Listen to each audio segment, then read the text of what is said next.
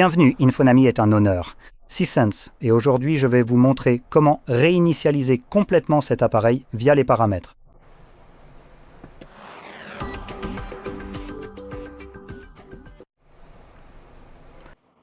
Avant de commencer la réinitialisation proprement dite, je voudrais rapidement parler de la sauvegarde de votre appareil également. Votre téléphone contient beaucoup d'informations personnelles, donc si vous le réinitialisez et que vous souhaitez conserver certaines de ces informations, il est préférable de les sauvegarder au préalable.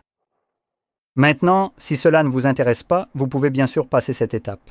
Avancez d'environ 6 minutes et à ce moment-là, je devrais commencer la réinitialisation proprement dite, mais pour ceux qui souhaitent sauvegarder leur appareil, il existe plusieurs façons de le faire. La plus courante sera probablement via Google. C'est d'ailleurs une méthode que je n'aime généralement pas moi-même, parce que c'est Google. Mais si vous n'avez pas d'autres options, celle-ci reste disponible pour vous, quelles que soient les circonstances.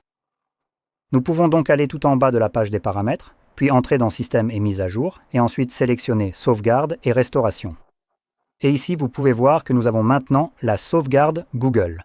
Si nous cliquons sur Compte Google, cela vous montrera ce qui est sauvegardé ici même. Nous avons donc les photos et vidéos qui sont sauvegardées, ainsi que d'autres données de l'appareil, maintenant pour la sauvegarde Google avec les photos et vidéos. Vous êtes limité à seulement, je crois, 15 gigaoctets, ce qui correspond à l'espace de stockage gratuit que vous obtenez avec votre compte Google. Si la taille de vos photos et vidéos dépasse les 15 gigaoctets, le reste des photos au-delà de cette limite de 15 gigaoctets n'est pas sauvegardé. Elles ne sont jamais sauvegardées, ce qui pour une sauvegarde est plutôt catastrophique, je dirais. De plus, les autres données de l'appareil incluent des éléments comme vos contacts, l'historique des appels, les paramètres de l'appareil, les applications, les données des applications, les messages SMS et MMS. Donc beaucoup des conneries que Google monétise et revend, en gros, c'est-à-dire vos informations personnelles et vos données qui pourraient potentiellement être, vous savez, assez personnelles. Donc en général, je n'aime pas ça parce que c'est un peu intrusif. De plus, cette section spécifique et la partie sauvegarde ici, sauvegarder d'autres données, est un mensonge. En réalité, elle ne sauvegarde pas d'autres données, comme c'est indiqué juste ici. Donc à ce niveau-là, c'est complètement trompeur sur ce que ça fait réellement. Parce que sauvegarder impliquerait qu'une copie physique est créée, ou au moins une copie numérique. Une des données qui se trouvent actuellement sur cet appareil, et il est précisé quelles données sont sauvegardées. Donc, des choses comme les applications, une application entière sous forme d'APK devrait être sauvegardée. C'est littéralement ce qu'on nous dit, mais c'est complètement faux sur le plan factuel. Ce n'est pas ce qui se passe, ce que ça fait, c'est, pour autant que je puisse le décrire, créer une sorte de petit post-it pour lui-même. Note qu'il vérifie plus tard, lorsque tu essaies de restaurer ton appareil, et il lit quel type d'application était présent sur cet appareil avant la réinitialisation que tu étais censé avoir sauvegardée.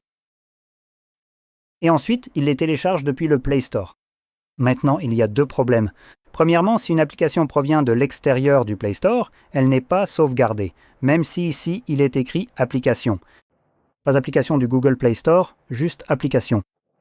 Mais si une application venait de l'extérieur, mais elle est complètement ignorée, donc en réalité elle n'est pas sauvegardée comme il est dit. Donc ça c'est le premier problème. Le deuxième. Si par exemple vous avez téléchargé quelque chose comme vous utilisez l'émulateur depuis le Play Store et vous le sauvegardez parce que vous l'avez sur votre téléphone, eh bien vous ne le récupérerez pas lors de la restauration. Parce que entre le moment où vous l'avez eu pour la première fois et maintenant, les avocats de Nintendo, une armée d'avocats en quelque sorte, se sont mobilisés dans le monde entier. Et ils ont trouvé le créateur, et eh bien, ils se sont acharnés sur lui et l'ont écrasé avec des absurdités juridiques. Donc l'application n'est plus sur le Play Store, ce qui, avec cette foutue note autocollante que Google se crée à lui-même, lui dit maintenant de la télécharger depuis le Play Store, mais elle n'y est plus. Donc il n'y a plus rien à télécharger. Donc votre application sauvegardée n'a en fait jamais été sauvegardée parce que elle ne l'a jamais été. Et l'application n'existe plus sur le Play Store, donc c'est super. Vous n'avez plus cette application. Maintenant, vous pouvez toujours la télécharger sur Internet, comme le ferait une personne logique, même si Google essaye de vous en empêcher bientôt, mais ça, c'est une autre histoire. Sachez juste que c'est plutôt nul. Bref, passons. Nous avons d'autres options. Nous pouvons donc sauvegarder les données en utilisant le système de sauvegarde Honor comme il le propose. Laissez-moi simplement tout autoriser. Nous pouvons donc sauvegarder sur un stockage externe ou sur Honor Suite, qui est leur programme. Vous pouvez donc simplement connecter votre téléphone à votre ordinateur et le faire de cette façon. Sur un stockage externe, ce qui est en fait, je crois. D'abord, sauvegardez-le sur votre... ou vous pouvez le sauvegarder sur le téléphone lui-même, ou sur une carte SD, ou comme une clé USB que vous branchez sur un port type C. C'est à vous de choisir l'option que vous souhaitez. Maintenant, ceci, je crois, vous permet de restaurer uniquement sur d'autres appareils Honor, ce qui est relativement limité. Mais ce que vous pouvez aussi faire, c'est utiliser une application telle que elle devrait se trouver quelque part ici. Clone d'appareil. Maintenant, cette application spécifique que je montre ici est également utilisée entre les appareils Honor.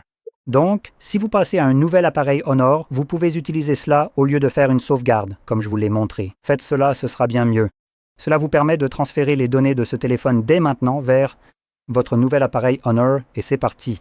Vous n'avez pas besoin de faire une sauvegarde, cela se duplique automatiquement sur l'autre appareil et vous pouvez y aller. Mais ceci n'est disponible que pour les appareils Honor. C'est l'application d'Honor et elle est conçue pour vous aider à passer d'un de leurs appareils à un autre, mais pas pour quitter leur appareil en utilisant leur application. Mais heureusement, d'autres fabricants créent aussi le même type d'application eux-mêmes. Elle porte simplement un nom différent en général, mais son but et son fonctionnement sont presque identiques. Donc, par exemple, si vous avez un nouvel appareil Samsung, n'est-ce pas? C'est mon téléphone. Samsung a sa propre application appelée Smart Switch et vous devrez toujours obtenir l'application du téléphone vers lequel vous transférez les données. Donc, dans ce cas, vous devez télécharger Smart Switch sur cet appareil, ouvrir la même application fournie avec Samsung et connecter ces deux appareils ensemble, avec la même logique que celle que nous avons ici, puis transférer les données.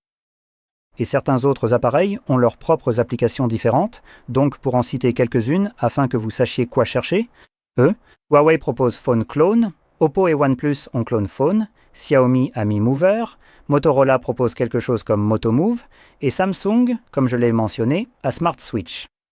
Vous pouvez évidemment chercher sur Google quelle application correspond à quel fabricant de téléphone, mais sachez simplement que tous les fabricants n'ont pas leur propre application pour cet usage.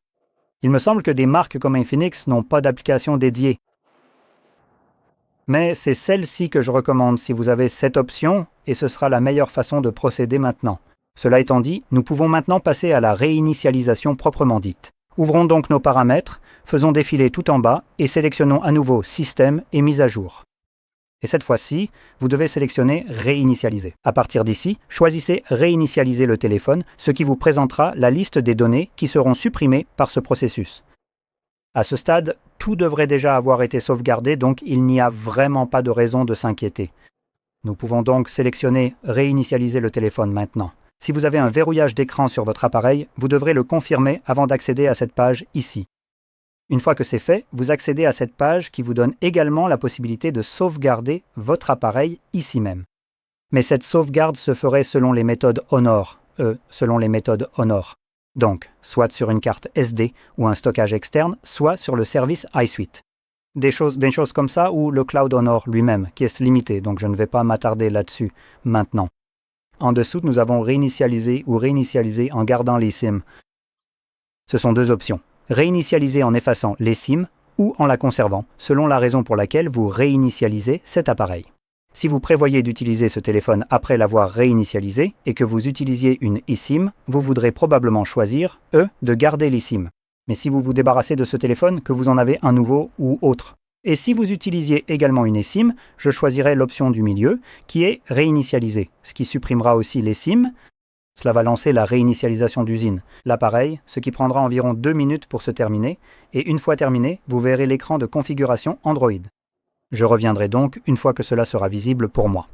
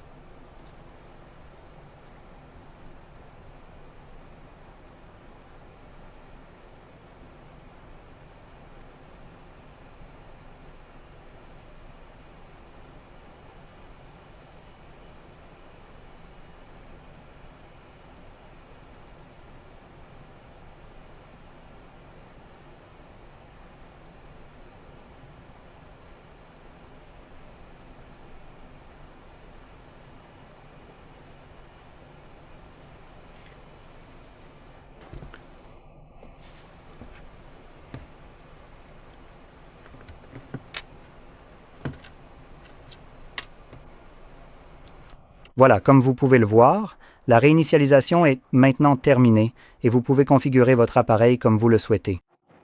Maintenant, si vous avez trouvé cela très utile, n'oubliez pas de liker, de vous abonner et merci d'avoir regardé.